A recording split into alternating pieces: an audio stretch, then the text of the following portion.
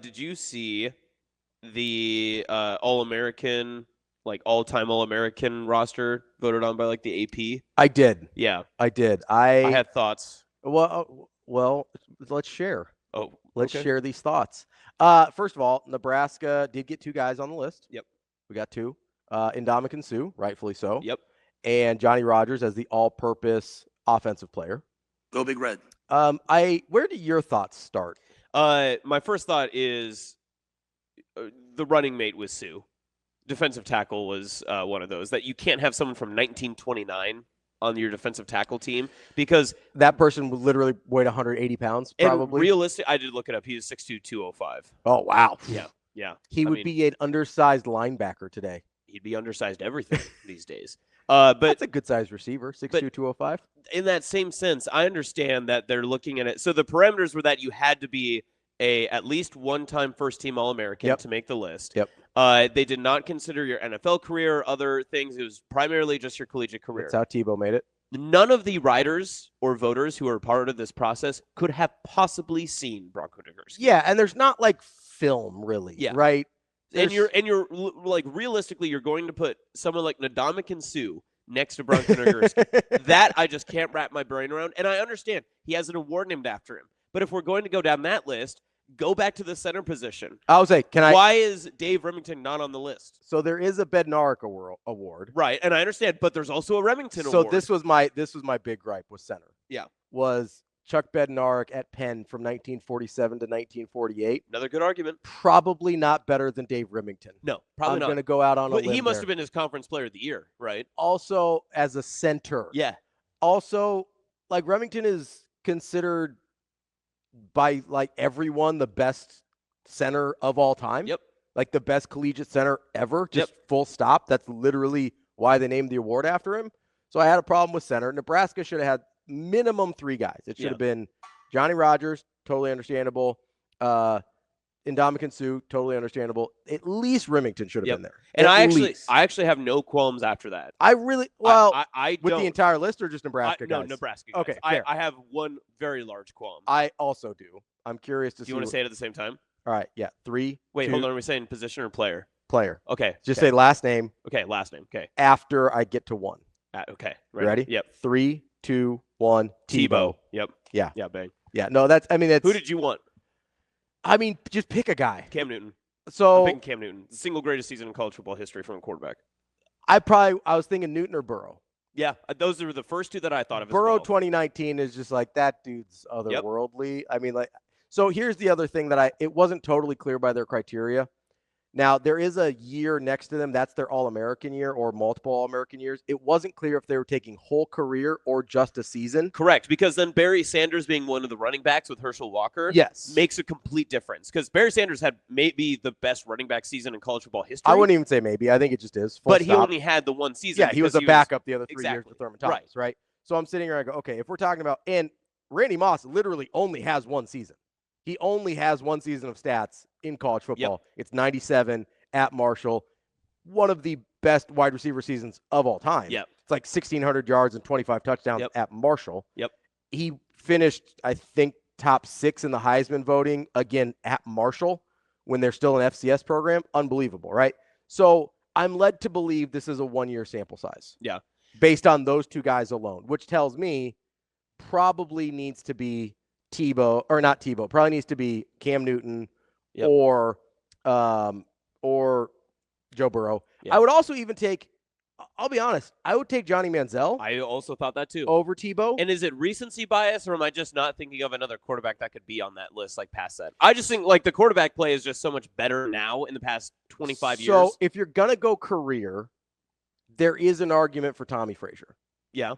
I get the stats aren't going to be there, but if you're just looking at, hey, this guy, what he meant to his team, what he was asked to do, and how he executed it, hard to argue anybody's ever done that at a higher level than Tommy Frazier. Yeah. Right?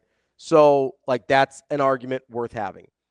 You've got, I'm trying to think, in terms of. Little Dave says Tommy and Remington didn't make the list. Thanks, Rico. Yeah. Thanks, Rico. Certainly Remington. Like, that's ridiculous. Okay, so you did bring up the receivers. Yeah. I have a question for you. Okay. Are you good with both? Because it was Larry Fitzgerald and Randy Moss. Are you good with both? I think so. Okay, because I had one that I would rather have than Larry Fitzgerald. Who? Michael Crabtree. Ooh, I'm gonna have to look up the numbers here because Fitzgerald's numbers for playing with Rod Rutherford as his quarterback Fair, good point. were ridiculous. It's probably where I was at the time as like growing into my college football fandom that watching Crabtree was otherworldly. Oh, it was electric. I Yes. mean, I remember, I've told this story. I remember where I was when he had the catch against Texas to beat. I think you and I talk more Texas Tech than probably any other Nebraska-based sports talk show. 100%. Yeah. So, Crabtree's 2002 year or 2007 year is stupid. Yeah. Now, he does have the Texas Tech bump because of the offense. Right. Yeah. Right. They're going to throw the ball 80% of the time. Yes. So he had 134 receptions, 1,962 yards of offense. Yep. And 22 touchdowns. And he was a 2-time first-team All-American. 2-time. And a top 5 Heisman vote getter as a sophomore before he moved on. I wouldn't have a problem with Crabtree. I love Michael Crabtree. I do too. I was a big Michael Crabtree guy. I did think if you wanted – now I looked up his numbers, and so this is a bias on my part because they're not in the same neighborhood. I did think about a Peter Warwick as either an all-purpose because he was a great punt and kick returner, and he did a lot of rushing, and they did a lot of trick plays and wildcat stuff with him as well, or as a receiver. His receiver numbers probably don't stack up after I looked him up, but that was a guy that – I mean, that legitimately is one of the best college football players I've ever seen. Mm-hmm. But speaking of that, I'm not sure how Reggie Bush doesn't get on here somewhere. Yeah. Yes, I'm with you there. Reggie Bush is one of the best college football players I've ever seen. Yep. I get that I am not going back to the Bronco Nagurski days because all we really have is the grainy footage that sounds like the Mets broadcast was on it. Yes.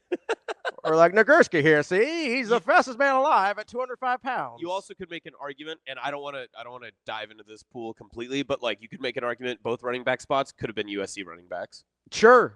I mean, yeah, between Marcus Allen, O.J. Simpson, Reggie Bush, whoever, like, yes, you could absolutely make a case that both running back spots could have been USC guys. I have a hard time not having Reggie Bush anywhere on this list. I agree. I can't disagree with what you're saying. Like, if they had like the athlete position, probably put Reggie in there. I mean, that's the all-purpose position that Johnny Rogers got, so I certainly don't want to take it away from Johnny. Right. If it had been Reggie Bush, I wouldn't have been mad. Yeah. The only like 100%ers that I agreed with were Johnny Rogers, Sue, obviously.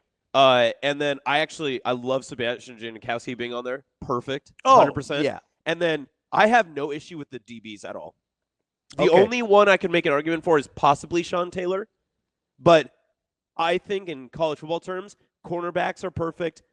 Love Ed Reed, and getting Ronnie Lott on there is, I think, very ideal. Yeah, so the defensive backfield is Charles Woodson, Deion Sanders, Ronnie Lott, and Ed Reed. Yeah. I can't pick any nits there. Yeah. I really can't. Yep. I thought those are like 100%ers.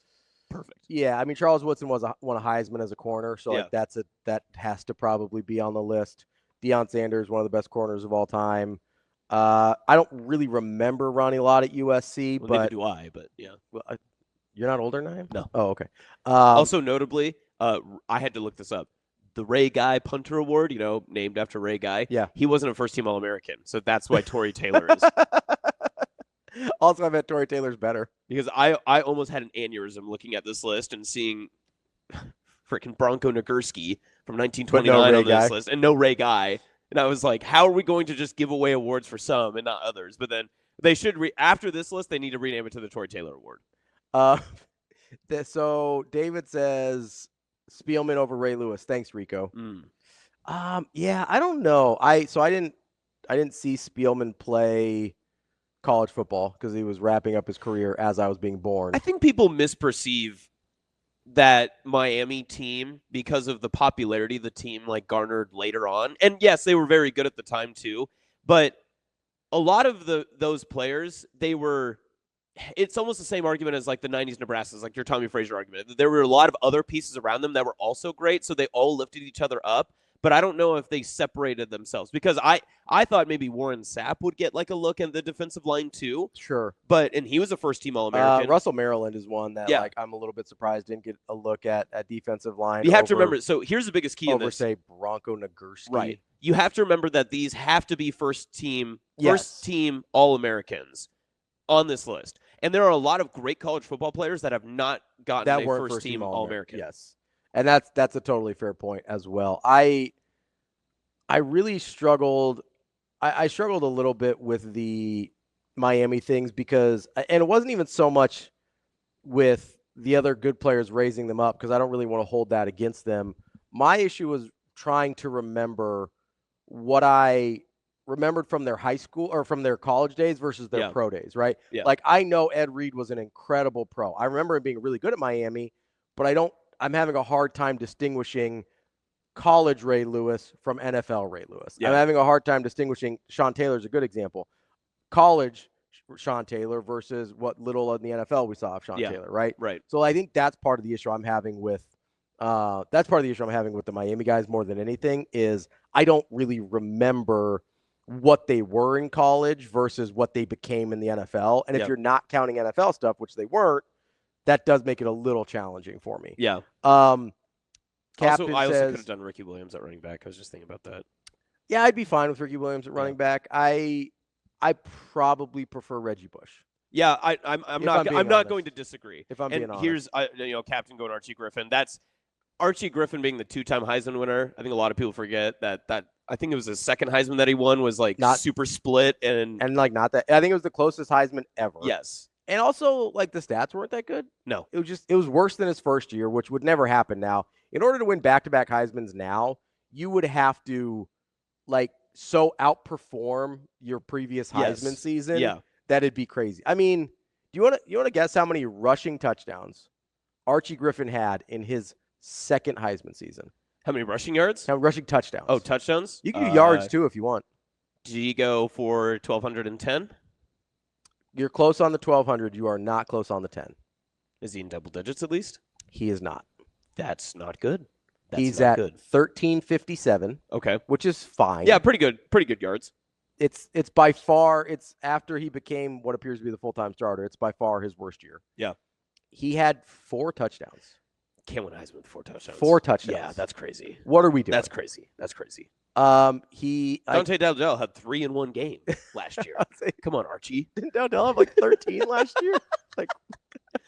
Should he have been on the Heisman list? So I follow some of these weird video game TikTok accounts that they try and do these challenges in the sports video games. Yeah.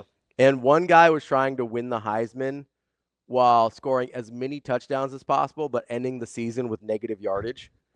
So he used Jeremiah Love from Notre Dame, and he would get down to about the 1 yard line every time. Then he'd run out of bounds, and they'd have a 1 yard touchdown run with Jeremiah Love. He was playing on freshman mode, so it was reasonably easy. Yeah. But then once or twice a game, he'd run backwards for 10 yards to make sure he ended up negative for the day to offset all the 1 yard gains. Yeah. And so he ended up the season with negative 11 yards rushing or something and 129 touchdowns. And he did in fact win the Heisman.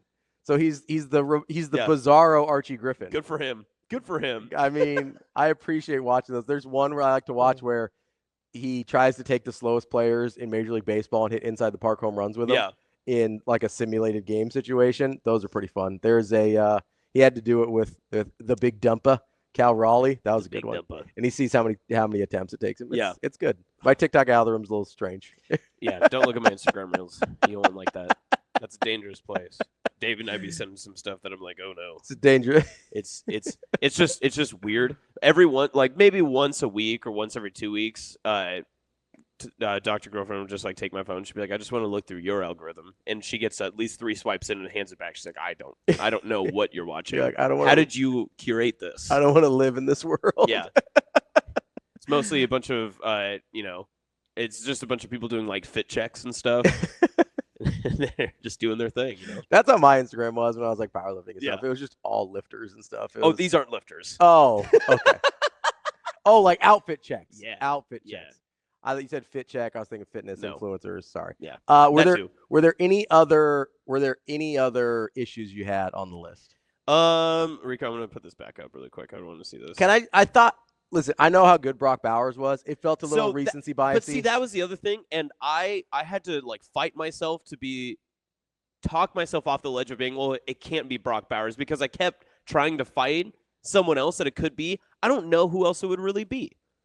I can't think of another tight end off the top of my head that would be there. The first ones I thought of were one of the Miami tight ends. So like Kellen Winslow, I would go Jeremy Shockey. Or Jeremy Shockey would be good. I'm going to look up the numbers here just to. Again, you have to confirm that they are. Yeah, so he was an All-American. I mean, his All-American season, he had 700 yards receiving and 6 touchdowns. That's good. Ooh, oh yeah, he was the first team. Okay, good. But Shockey? Yeah, Shockey. What's Jeremy Shockey looking like here? He was a first team All-American. Let's see. I got it pulled up here. He had 33 receptions for 484 yards and 7 touchdowns. That earned first team All-American in 1999. Yeah, so that's not great. Wow. That's not great. Wow. It's tough. Wow. It's tough out here. So maybe it is Brock Bowers. Yeah. I mean, it might be, to be fair. Well, it's so hard, too, because tight ends in the NFL, you have to – because Rob Gronkowski was not a tight end. That was fantastic in college, right? Yeah. And you look at, other significant tight ends. Greg Olsen would be another one that I would consider, but I don't know if he was a first-team All-American off the top of my head. So Keith Jackson was a 2-time first-team All-American at Oklahoma. I saw a lot of argument for Keith Jackson. I get it, and listen, I'm sure he was asked to do different things, and in Oklahoma in the 80s, you're running a very different offense, so like that has to be taken into consideration. I mean, the numbers aren't going to blow you away. It's like 400 yards, 4 or 5 touchdowns. But his yards per reception is stupid. He's at like 30 yards a reception. I love that. He's like the souped up version of Tracy Wistrom. Yeah, right. Just running free down the middle. We had somebody in chat say, can they make an argument for Kellen Moore? So Kellen Moore was a first-team All-American by the Football Writers Association of America. But not by the AP. But not by the AP, so he was not eligible. Did not qualify. But I love the fact that someone is trying to put an argument in for Kellen Moore because it's almost like the Colt McCoy argument, right? Yeah. You can try to throw Colt McCoy in because he's a winner. He wins a lot. I mean, the numbers are also ridiculous for the career for Colt McCoy. Yeah. I was trying to see if any of the Texas Tech quarterbacks cracked a first-team All-American. I don't think they did because they don't. The Texas Tech quarterbacks? No, because they don't respect it was them like Sam that. Bradford the year Graham Harrell would have been. Yes. That season. I also checked on Timmy Chang real quick just to see. Yeah, just to just to take a quick look-see. He does hold the NCAA record for most interceptions in a career. Oh, good. At 80. Nice. That's a lot. That is a lot. That's a good number. He did have 117 touchdowns, but 80 interceptions is a lot. That is a lot of interceptions. He does also hold the career record for most completions. Or excuse me, most attempts in a season in a career. I mean that most attempts in a career. Yeah, good for him. Yeah, good for you, Timmy Chang. Now the head coach at Hawaii, I believe, or formerly the head coach at Hawaii. I don't really have too much other issue with this list. The defensive ends, I kept trying to rattle my brain because I mean Hugh Green, Randy White. That we've just had so many dominant defensive ends, but again, it's hard to get the NFL thing out because it is like J.J. Watt, T.J. Watt, those guys not first team All-Americans. Oh, really? Okay. I was trying to think. I went to like an Elvis Doomerville, and that's what I was saying. So, and the name I couldn't get out of my head was DeMarcus Ware, but there's no way at Troy that he earned a first-team All-American, right? He might have. Elvis Doomerville was a first-team All-American, the Nagurski winner, finished 10th in the Heisman. Okay, so I might have an argument for Elvis Doomerville here. Okay. 20 sacks. Whew. In a season? Yes. Oh, wow. In a season. Whew. 22 tackles for loss. Here's a crazy one. 10 forced fumbles. Yeah. 10 forced fumbles in a season. It's pretty good. That is one a game, basically. Yes. Yeah. I mean, you're game-changing every time. Yeah. I mean, I am going to make – and then who was Dwight Freeney was the other one I was thinking about. Yeah. While you're thinking on that, Chris brings up other running backs, the Alabama running backs, Derrick Henry. Just pick one? Yeah. I mean, you could probably pick – so Trent Richardson was, Derrick Henry would have been, Mark Ingram all would have been. So one of those three. Any of those stick out to you? I'd have to look up the numbers. I would still probably Derrick Henry. I would end that argument just by saying I'd still take Reggie Bush. Yes, I would still take Reggie Bush over that. Probably Derrick Henry out of the group. Yeah, but yeah, I would probably take Reggie Bush. Apparently, we don't have Dwight Freeney stats. Did he go to the FCS school? No, he went to Syracuse. Oh, he was a one-time All-American. He was the Big East Defensive Player of the Year in 2001. He was 9th in the Heisman voting in 2001, which as a defensive lineman, that seems important. So I'm just looking up the all-time sack leaders in college football history. Jalen Ferguson, Javon Rollin-Jones. These are Louisiana Tech, Arkansas State famous. Yeah, famously. Wow. Will Anderson Jr. You can make an argument. I could give you Will Anderson Jr. from Alabama. Yeah, it's probably a recency bias thing for me. Yeah. I don't know that I want to go there. Oh, Vic Beasley. Oh, I haven't. I remember Vic Beasley. Vic Beasley. See, this is the tough part, though, is I'm reading through this list, and I'm not for sure that all these people were first-team All-Americans. You can assume that they were. So here is the other. This was a good argument. Aaron Donald is the other defensive tackle. Defensive tackle, yeah. Sorry, I just get emotional thinking about AD. My bad. We're going to look up Aaron Donald's college stats real quick. Oh, they're nuts. You're going to love them. They are absolutely bonkers. I do remember him being just a menace and people being like, oh, but he's too small. Okay, so the tackles for loss are bonkers. Yeah, right. So his living in a backfield. His All-American season. Okay, so I just want this.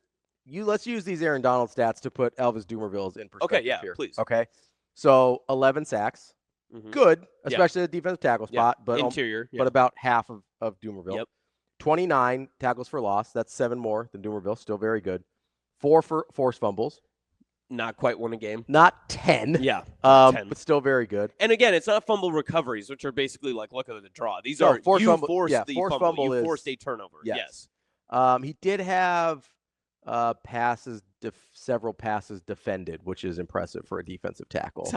Tyler says Archie Wilson and the banana ball. Let's put him on the special teams list. Let's do it. Get rid of Torrey Taylor. We don't even need him anymore. Yeah. There's a new Australian in town, Torrey.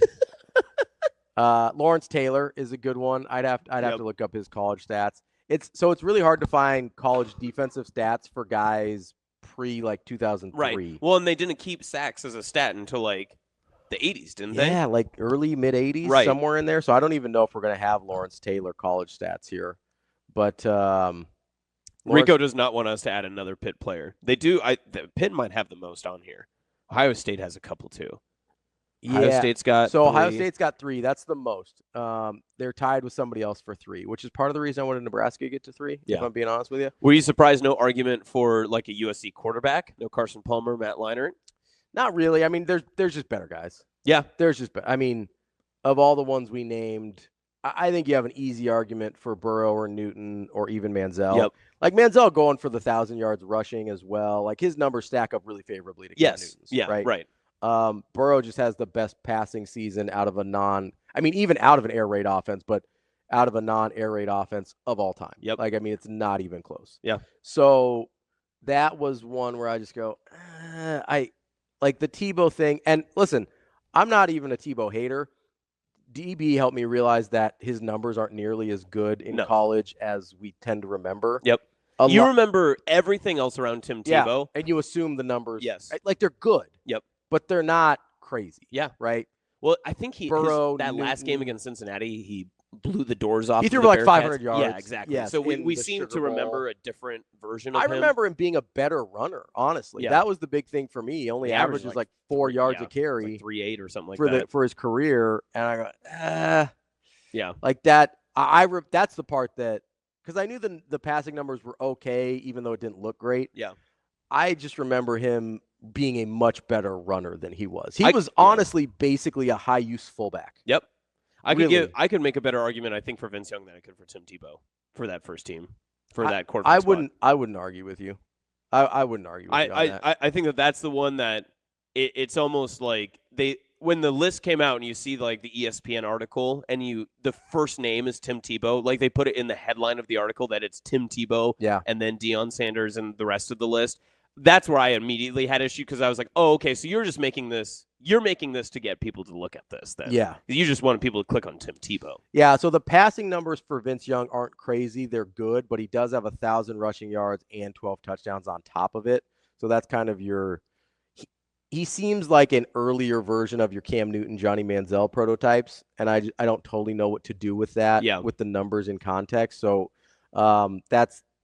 I'm not going to push back on Vince Young, though. If somebody wants to, I'd certainly put Vince Young over Tim Tebow. Yeah. 100%. I don't have a problem with that. I do think you're still probably looking, in my opinion, at either a Burrow or a Manziel or a Newton as better options than Vince Young. But,